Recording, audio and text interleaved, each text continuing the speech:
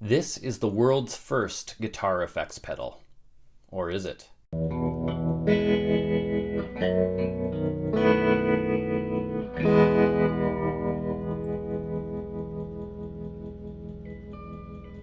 Now, I don't remember where I read it, but I believe I read that in 1941, Harry Dearmond came out with the original version of his Tremolo unit. But then World War II got a little crazy.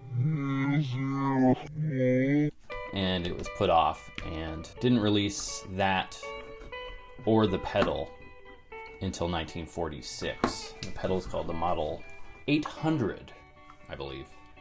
So, 1946, that's early for a guitar effects pedal, but that depends on where you draw the line as to what is and is not an effect. Because some steel guitar players were making tremendous innovations with just volume and tone controls, either with a pedal or on board on their steel guitars. Here's a couple examples.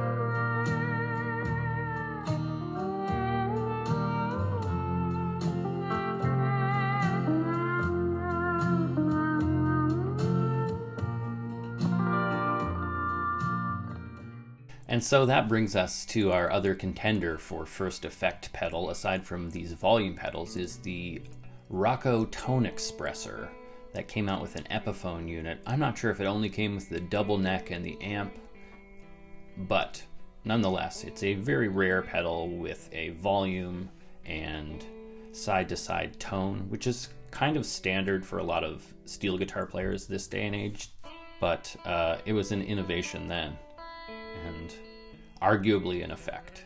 Where I think the Tremtrol stands aside is that the effect continues even without player interaction.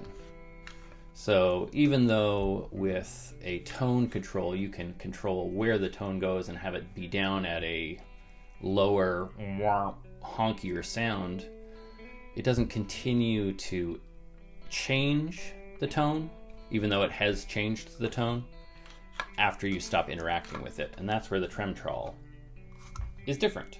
So let's see how it works.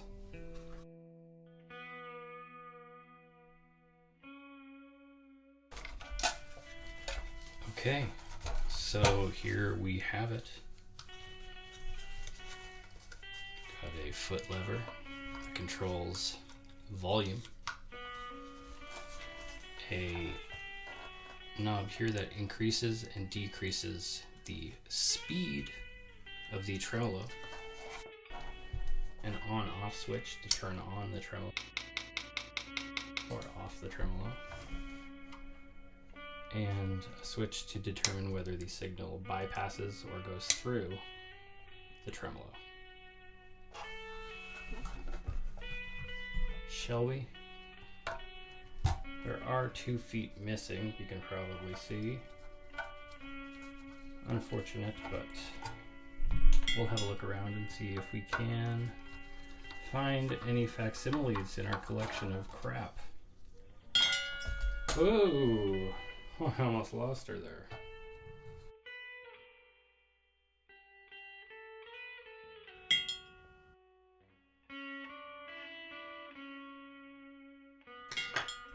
Okay, this is going to be good.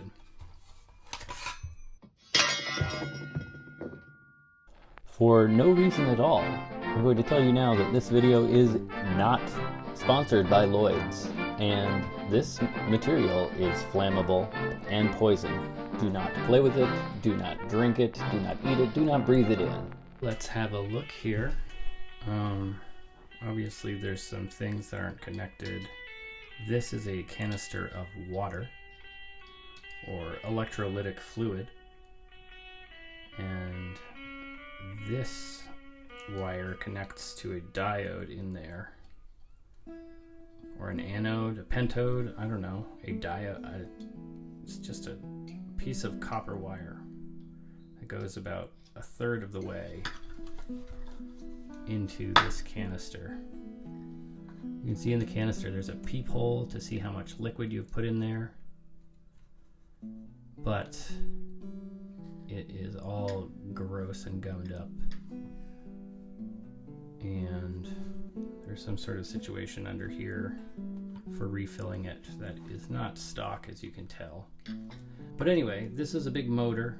The motor spins that spindle down here. The speed adjust moves the wheel along the spindle, making it slower as it goes to a larger radius and faster as it goes to a smaller radius. I think that's right. It's either correct or the opposite of correct. But that controls how quickly this wheel, which is... Sorry, let me get you a better angle.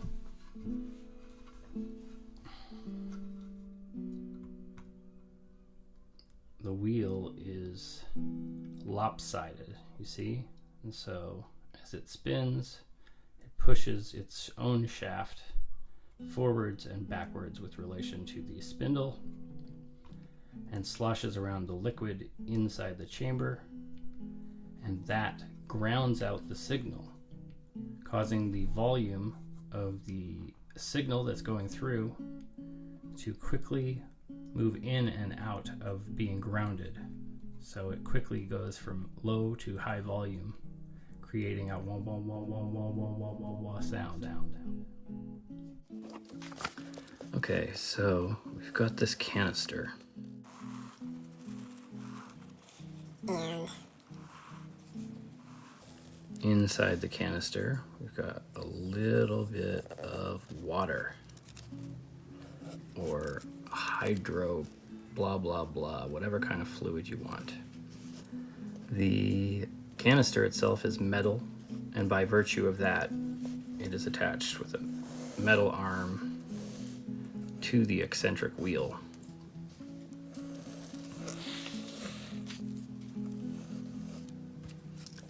And coming up in through the bottom of the canister is a piece of insulated wire.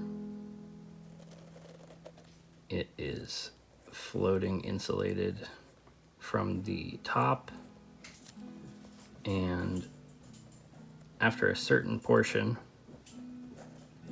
it is exposed. So this part is insulated and this part is exposed copper wire. And as the eccentric wheel sloshes the water back and forth, it eventually splashes up and grounds that little copper wire. And when it grounds that copper wire, it adds ground to the signal, which is attached here. And that causes the signal to ground out and get quieter every time it splashes. Unfortunately, right now, it needs slight repair, but just for demonstration's sake, I will turn it on and show you the movement. There you go. It's quite loud. Here you can see, let's see if I was correct. Does it get slower as it moves to the lower diameter? Is it opposite?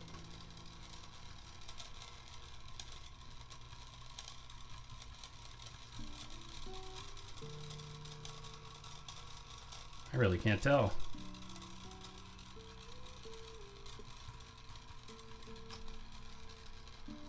Oh, it's the opposite. I was wrong. I am not smart. It's snack break. Today we got a secret recipe available only for patrons. It's a gluten-free peanut butter and jelly sandwich. I'll say no more. Exclusive. Snack break brought to you by Lloyd's. Lloyd's. It's what's for snack break. You know what's not annoying? Trying to undo flathead screws while holding a phone as a camera.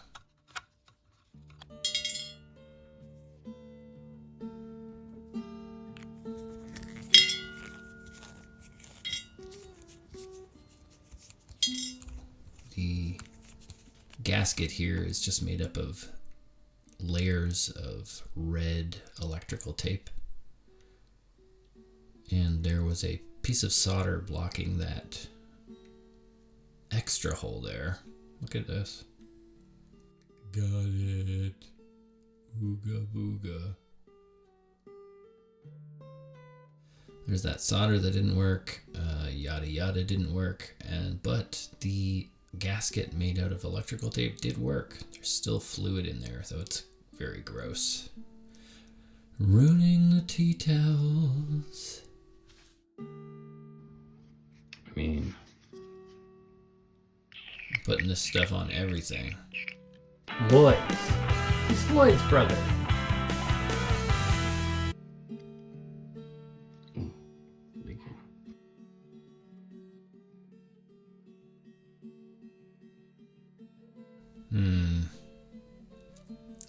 Not really seeing much through that window. It's kind of more like it's seeing me. You know what I mean? After shaking around the contact cleaner inside the canister, this is what came out. I thought, oh good. I'm almost done. Lloyd's! Oh good, I'm almost done. Look at how it dances as it off-gasses. I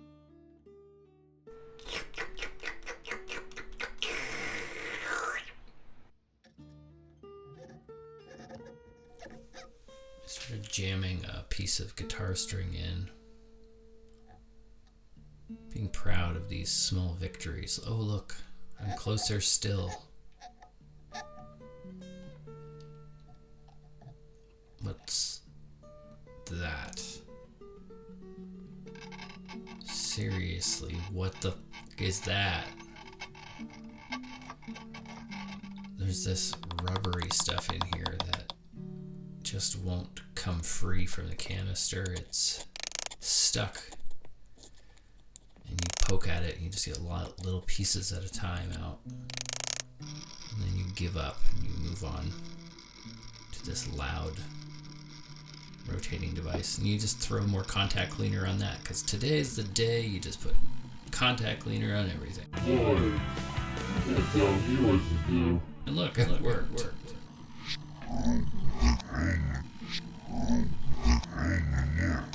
It worked. So I'm seeing this grounding wire that's going seemingly to this mechanism. And so we shall see if we've got continuity there, and then we won't have to solder an additional wire to the bottom of this drum, because that's kind of what this looks like. It looks like an additional ground wire slug. Anyway, we'll find out if we've got continuity to the arm, and then we won't have to ground this as well. Okay, let's just do the hokey pokey and turn ourselves around.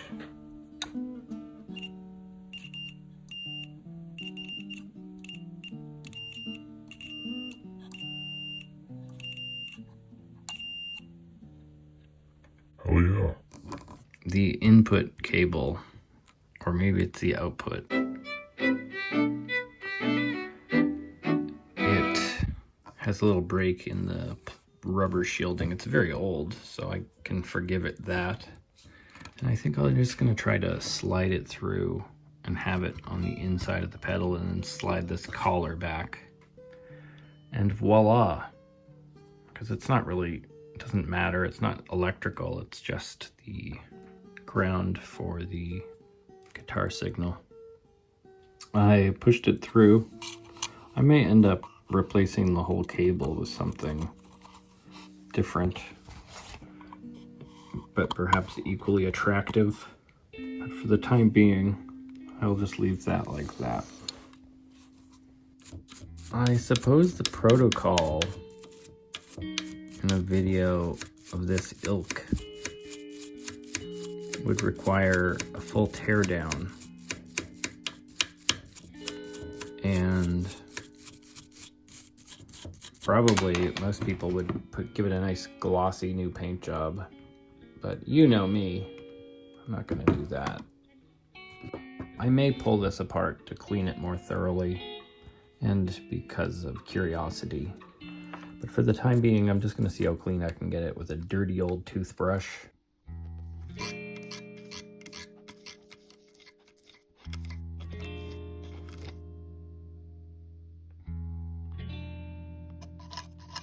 Hashtag restoration. That is dirty. TBPH, I don't really have any reason to pull this out. Really, I would just be provoking possible issues. But because I love you, wonderful audience, I'm going to pull it out just so we can all look at it. Let's do it. Some have the head of Phillips. Others still, the heads of Flat.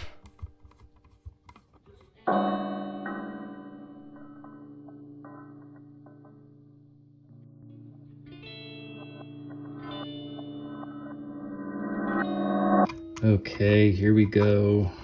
Pulling this thing apart in earnest for no good reason other than curiosity. Ooh, it's pulling loose already after 2 screws. I wonder if those will stay put or they'll go flying at the least opportune time. Stay watching in suspense, waiting to find out. Will I lose the washers and rubber washers? Gaskets? What would you call those? Shocks? Also washers? What are they? Bumpers? And, okay. Take that with me. Oh, and I've got to pull this wire off. Here we go, that. Okay. It is still attached to... Oh, no it's not. It's not attached to that at all. Great, let's pull it out. Oh, what's up with the switch? We need to turn it sideways to get it out. That's what she said. This.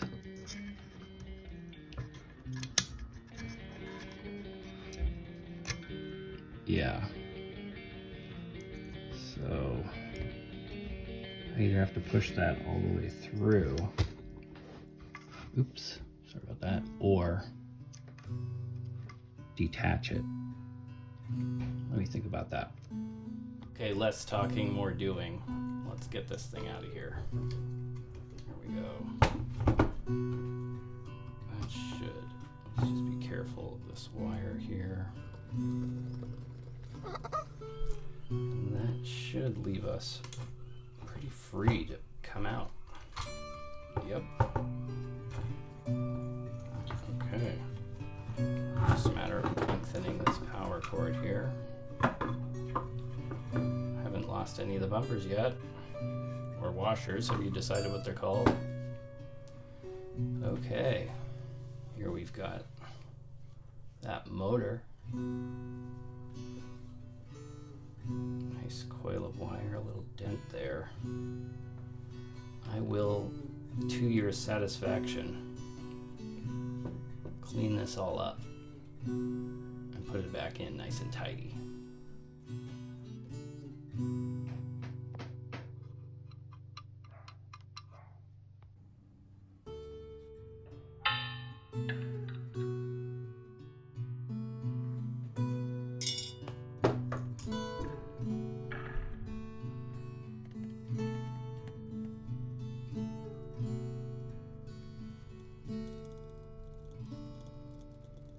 feel like I'm really cosplaying as an ASMR restoration channel.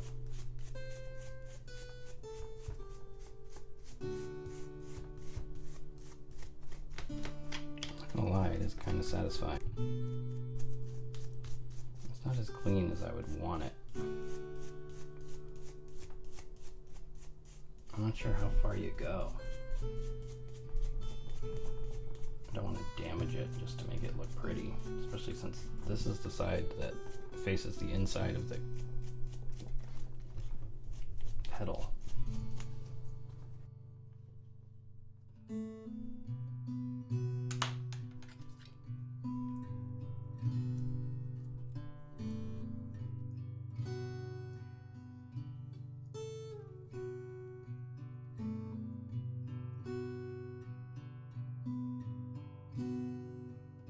Now I was about to just spray some contact solution into this switch.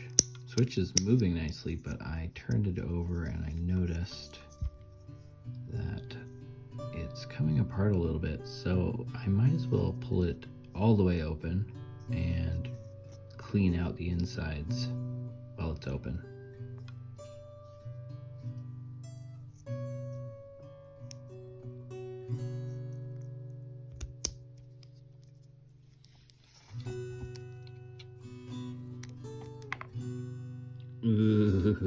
That might have been a mistake.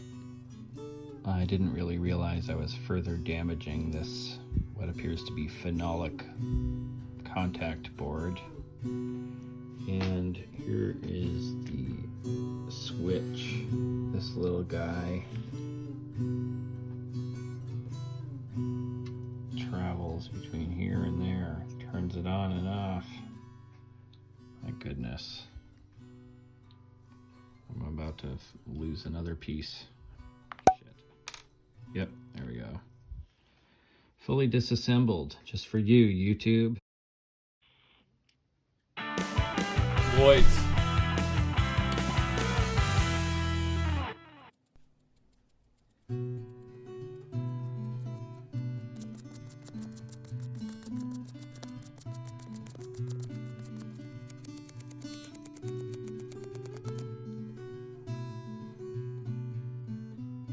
I actually don't know the order these go in, so I'm gonna guess that it creates tension. Anyway, you can't see this. I'm gonna guess one orientation. We'll see. See, I've got the spring kind of like that, suspended, and then I will put that on it. And we'll see if that works.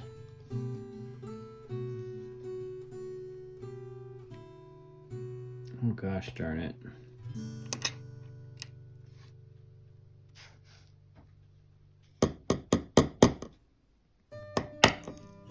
I'm having a really hard time getting this switch back together. This is a classic case of if it ain't broke, don't fix it.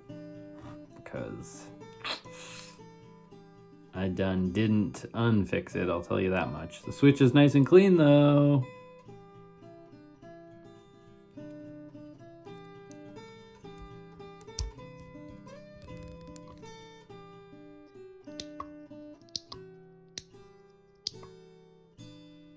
Satisfyingly, it's as functional as it was prior to me opening it.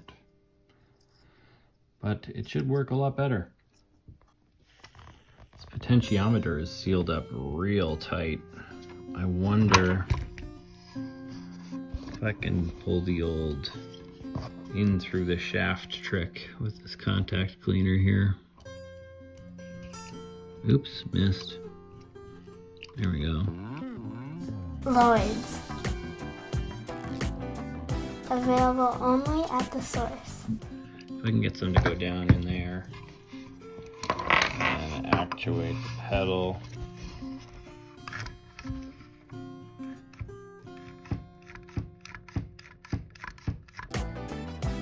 By Radio Shack. For Circuit City. It's definitely smoother now. And I'm gonna get out some gunk.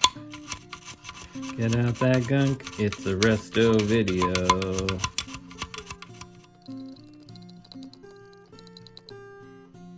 Okay, y'all, I astro blasted all inside of here. It's not getting no cleaner than this. This is just what it looks like, all right? Don't pay any mind to that. Anyway, I figure I might as well get this back in there before I break nothing. Spoke too soon. Broke off the lead from the switch as well. And I realized that if I have any hope of finding a second bolt, or screw I should say, for this, oops, so I just have the one, and I don't think this one matches the threading of the other hole, and I can get it tight enough with just the one, but it would sure be a heck of a lot better to have some adjustment angle and a second screw to hold it tight. So we're gonna have to dig in the crates. You know what I'm saying? Always buy all the random ass you find at estate sales. This thing is case in point. Every one of these little containers is a collection of varying types of nuts and bolts.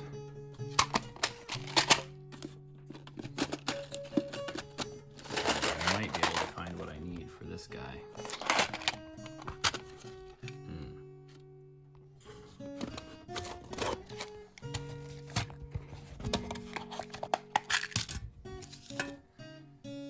Number one is looking pretty promising. There's some little guys in here.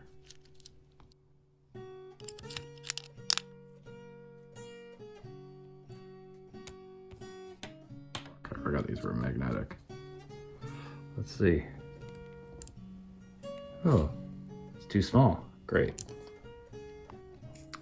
My second pull is the right diameter but the wrong threading. Let's see.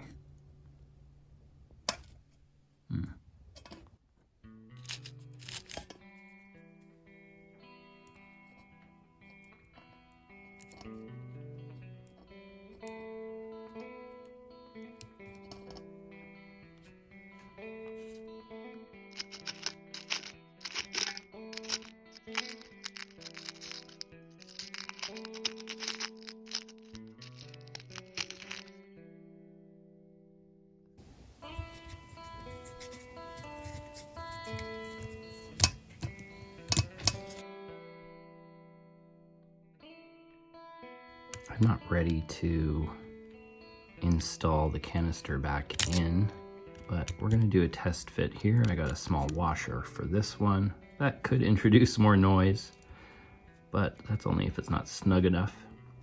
And we wanna get good clearance from the wheel. Let's see how we're doing on that regard now with the spacer.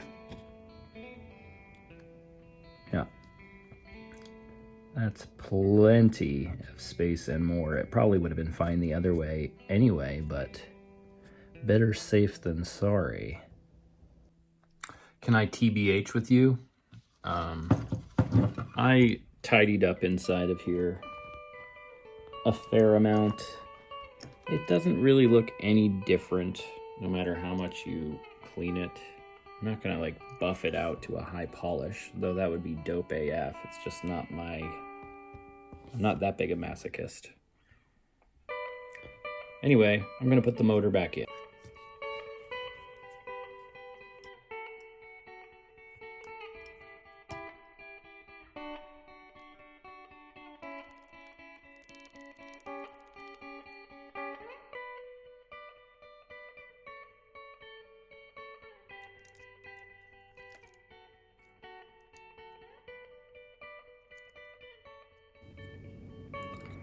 This thing's still full of that rubbery crap. I don't feel like dealing with it, so I'm going to see if I can find a couple of screws to start out a pair of bonus feet. Also in my magical bin.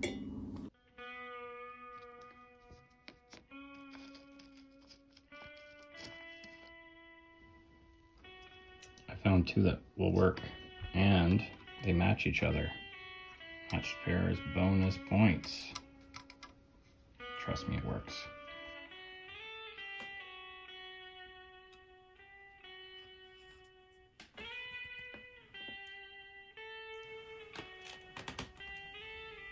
Aww. Okay, now we're gonna play a little bit of a drinking game. Get out your high C or your purple drink, because today's game is how many times will this washer fall down? That is 1. You want to count along with me, folks? Kids? Adults? Obviously not kids if it's a drinking game. Children love drinking too. Everyone loves water. There it is. It's still there. Still good. Oh. Okay. Ah, rats. Okay, let's try that again. Ah, farts. How many is that? 3?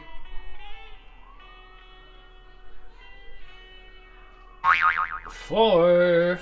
Oh, and 5. There's another one now. Let's get this right, folks. Let's land this. Oh my goodness. Yes. Yes. Yes. We've done it.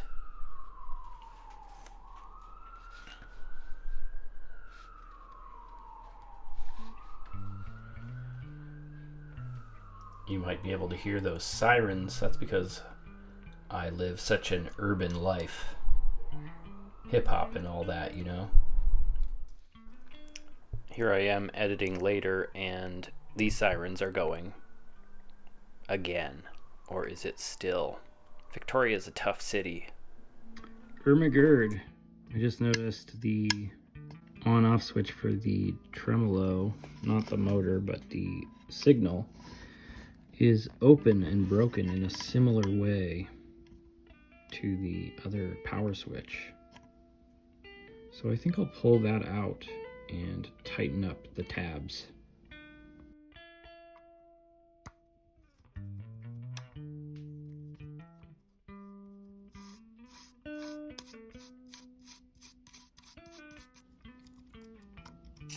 I know better now than to pull this all the way apart unless it really needs it. So I'm just gonna clean it up from the outside and then tighten those tabs.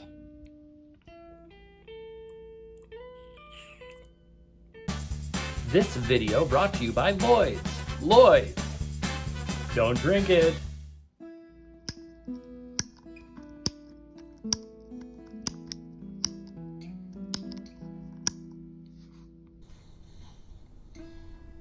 Lloyd's. Beautiful pattern. Can we get the focus down here? Okay. Focus brought to you by Lloyd's. Lloyd's. Focus. The loose side, I pushed it into place, and now I'm just going to close these tabs. Missed. You don't want to miss. Make sure you're in the right spot. Hi, Way. Hi. Oh! It's still fine. It's not cracked. And she's okay. It was a dramatic sound. Ugh. Game on. Yeah, game on.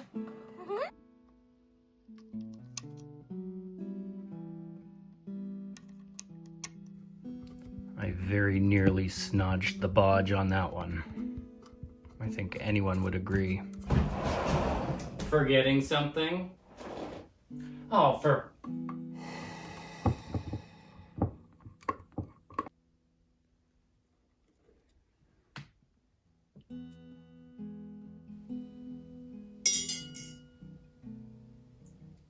Are we good?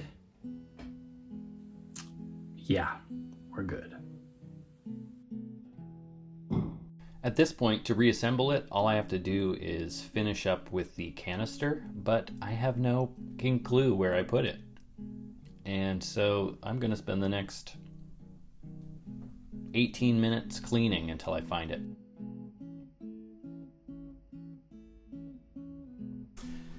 NGL fam, had a couple of sips last night, and I even recorded a bunch of takes for this video, and I'm wondering if in my stupor I decided to bring the canister to bed with me and like work on it with a guitar string in there.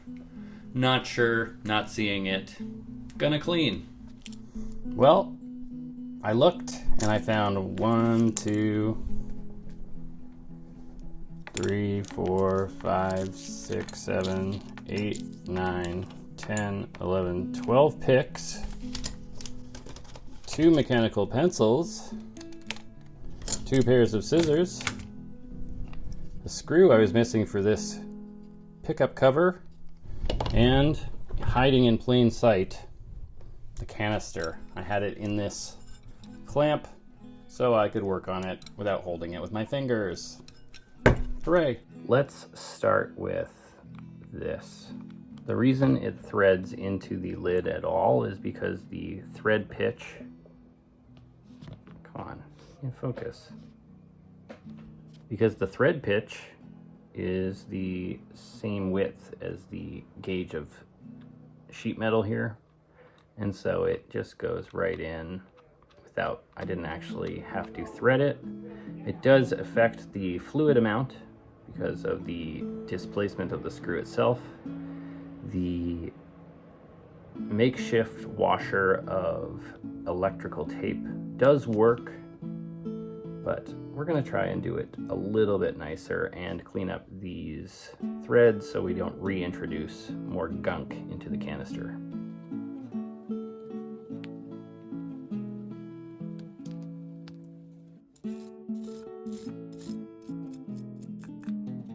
Now, do we think these are going to work? I do have to expand their holes, but will they hold in water? They're pretty rigid.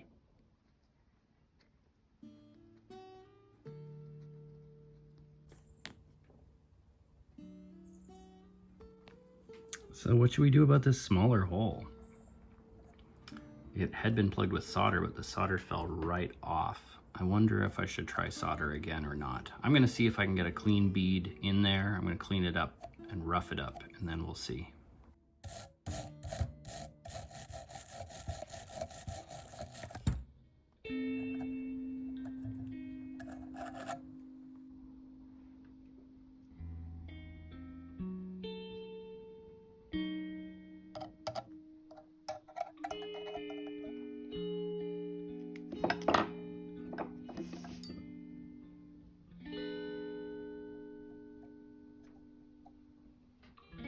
After wiping it off with my fingers, I put the lid back on and saw this. Okay, going to wash my hands, 1 sec. Now that we're covered in corrosives, let's get some lead into our brain holes.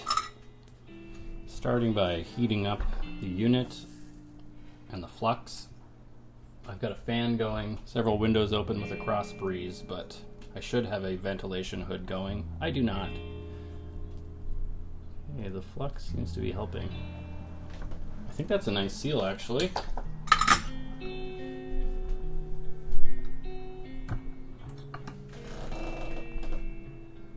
It went in nicely. I think that's gonna hold. And hopefully it doesn't interfere with our gasket. I might have to grind the side of it off a little bit.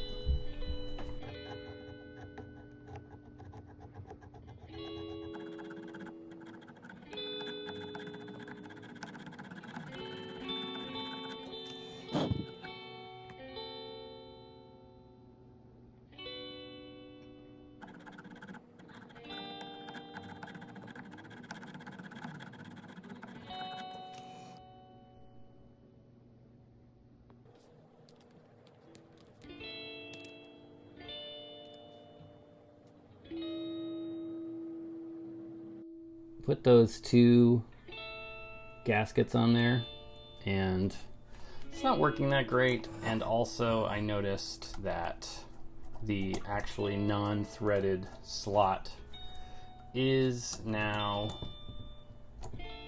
just skipping. You'll see that it just keeps passing by. So I either need to add material to this canister and thread that material, or solder a nut to the canister if I want to continue using a bolt system for the refill. I did get out my number one, handy number one. It is the best one.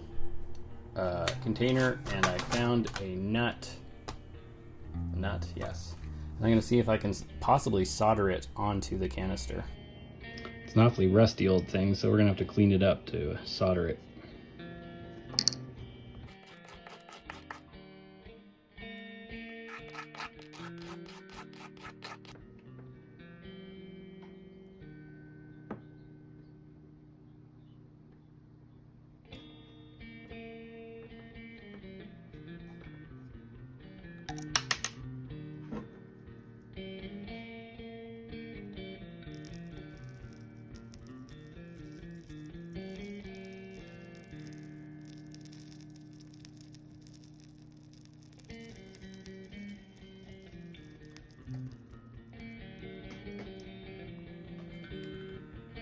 Okay, it's hideous, but it's functional. Actually, whether it's functional or not will be determined based on whether it can hold water. Oop, overfilled it.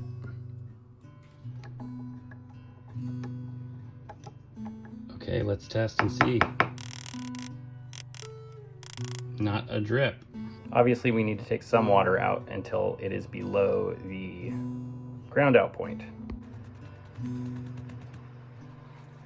Listen.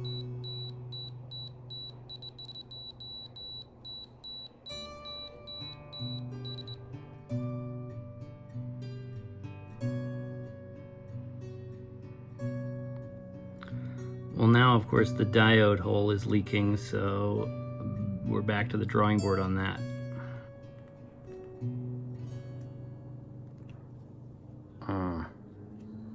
Diode's coming out, but the insulation around it is not.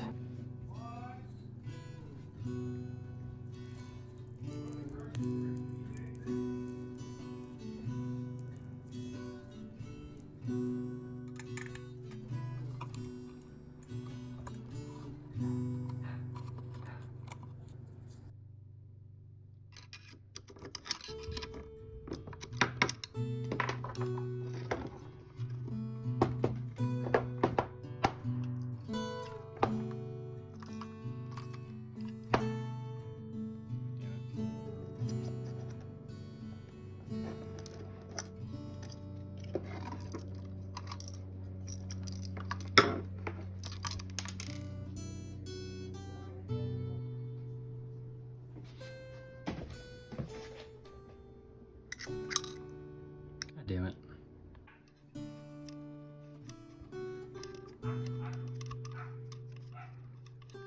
Now, of course, I won't know if this is working until it's all reassembled, so I won't put the back plate on back yet. And, of course, I have not made the new feet yet, but I don't need to make the feet before I reassemble. They can be an afterthought. As always, I do pre-tin the wire. Oh look, I'm already loaded up with solder to pre-tin with. Yes.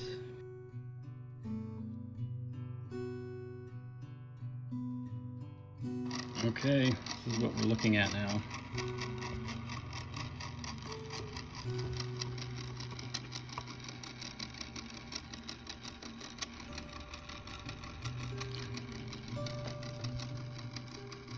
Okay, this is the first test. There's the guitar. Turn on the motor.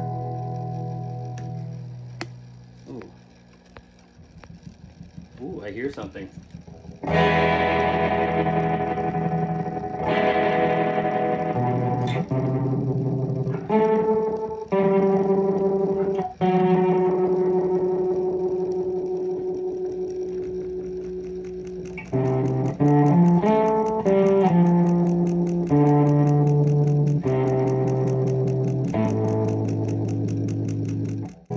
Okay, so there's obviously some tremolo occurring, but maybe there's too much water, too much interference.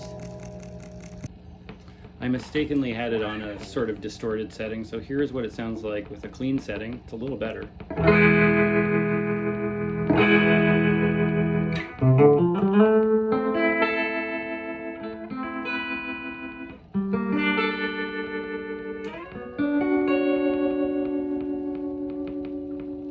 That's as fast as it gets. I'll slow it down.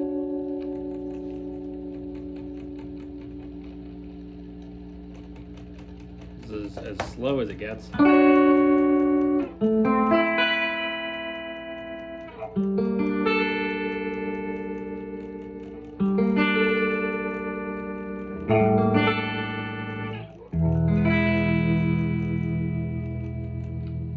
Back to fast.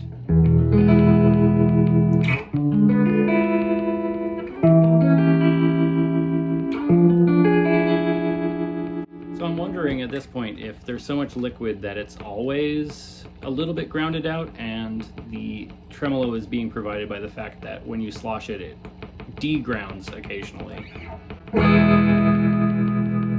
It sounds very cool, but it feels like it's not quite right. So I'm going to let out a little more liquid and try again.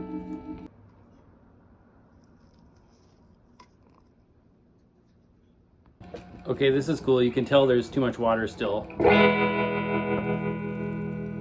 when you turn it to its other side, you get a much louder response. We're getting a lot closer. I've still got it on a bit of an angle here, but that's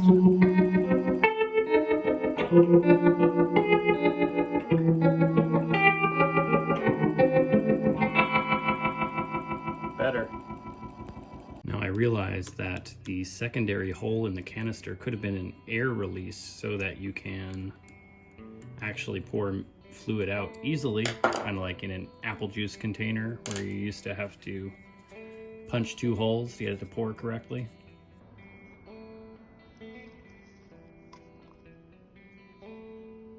Now I would tell you exactly what amount of liquid I put in the canister, but it's going to vary case to case based on the length of the insulation on the diode. So you got to play it literally by ear. I think I'm down to a small enough amount of water now. Let's find out.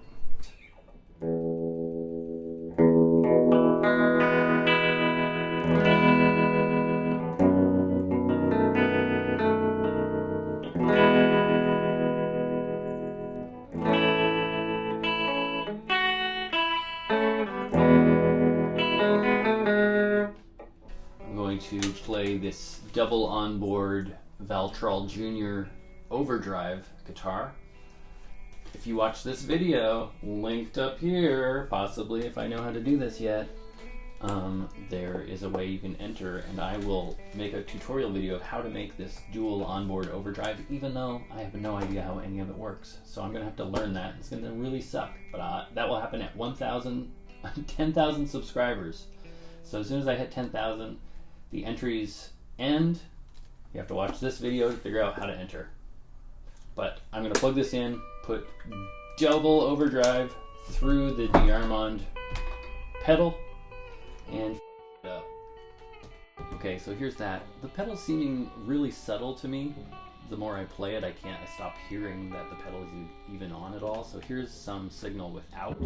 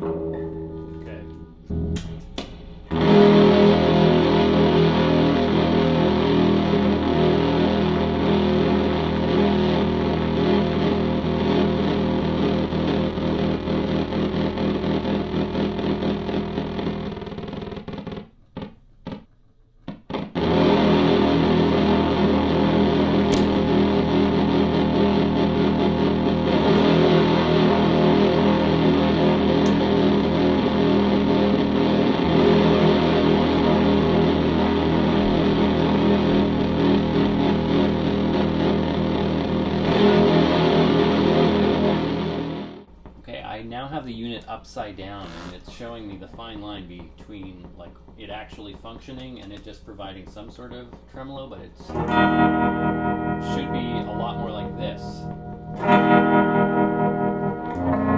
The other one was so subtle you could hardly tell the difference.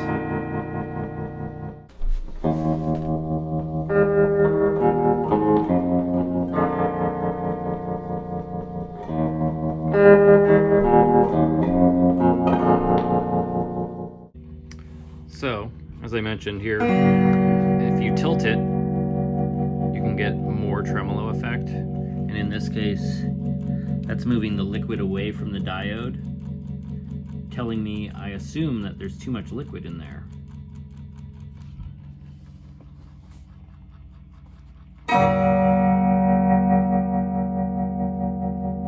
But also we can adjust the angle of the canister.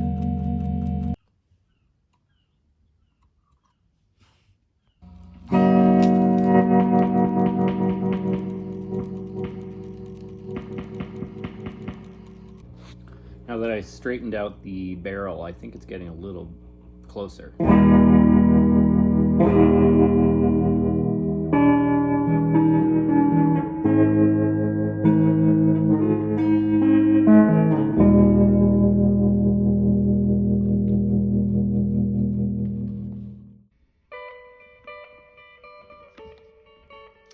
Okay, fantastic. We've got that all sorted out. And we can seal this puppy back up. I still haven't made the 2 additional feet, but I did find some spare feet that I may be able to modify, and after a couple more sound demos, I will do just that. I could only find this tiny little steel. That's my excuse for my playing.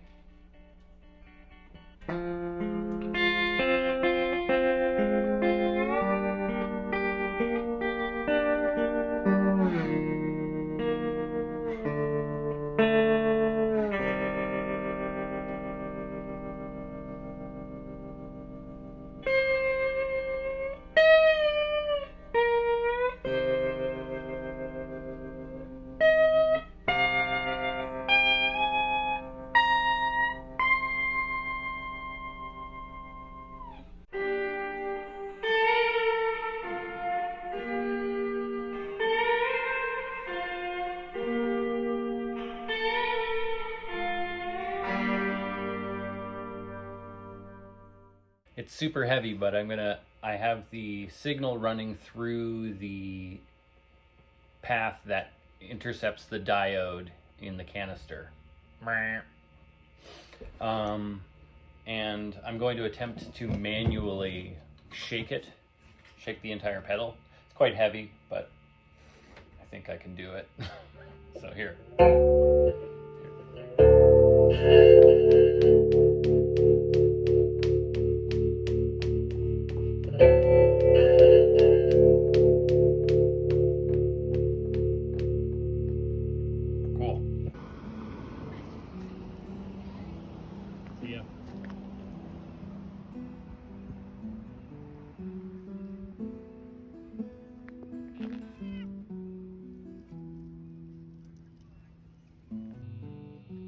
Now there's a hair in here gumming up the wheel.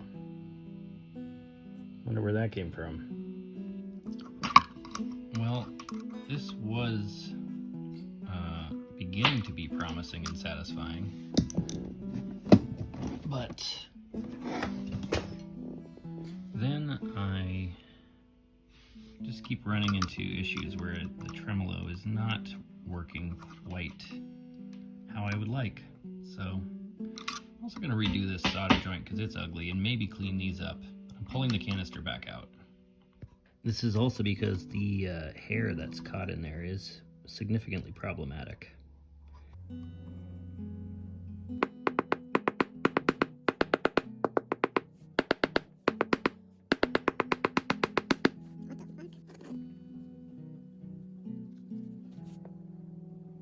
Okay, now we know why it's not working.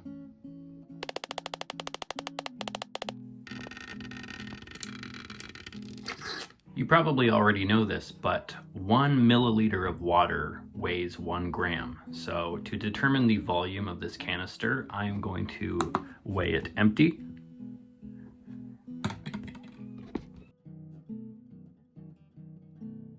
And weigh it full.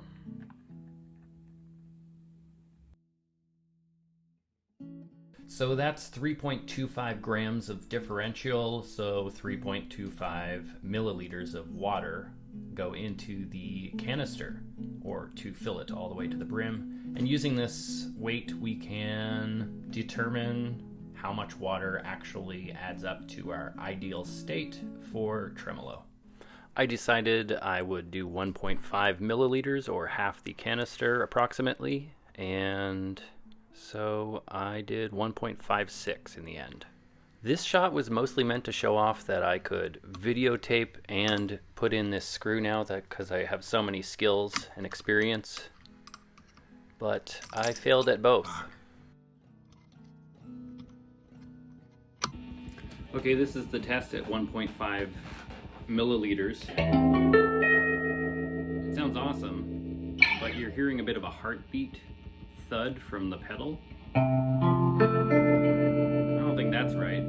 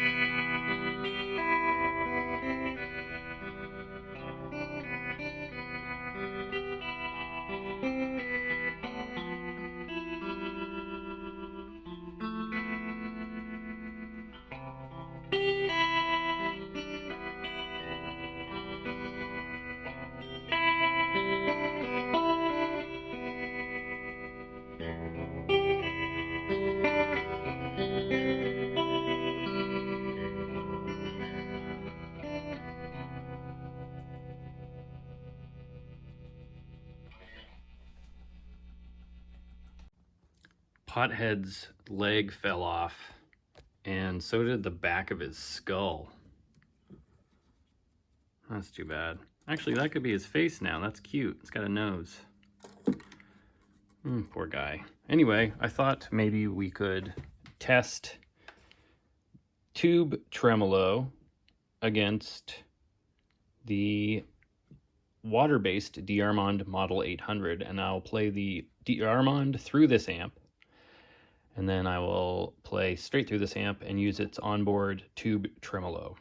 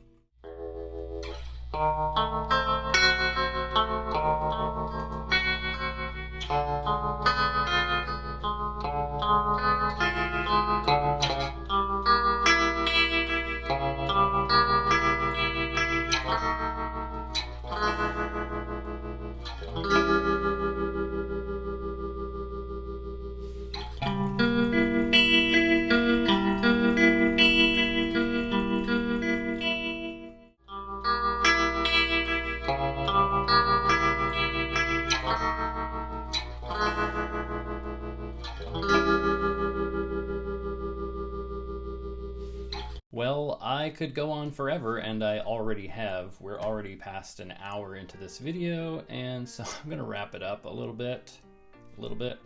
My final thoughts on the Tremtrol 800. It's a tenuous beast. It needs maintenance. It's gonna need repairs. It's gonna need tweaking. And if you're gonna record with it, it's gonna need its own isolation booth. And regardless, it's got a really warm, organic sounding tremolo. You really do feel more of a transition, less than it's more mechanical on the Hagstrom amp, but the Hagstrom amp on the low speed, sugar sweet. Like, it doesn't even matter that it's robotically accurate. Anyway, Tremtrol. Do you think it's the first pedal ever made, or do you think volume and tone pedals count? What was the next pedal after this? Probably some sort of overdrive, I'm guessing, but tell me in the comments below, because I have no idea. In other exciting news, I have a Patreon where I'm uploading all of my old videos and new videos and exclusive videos. I just started.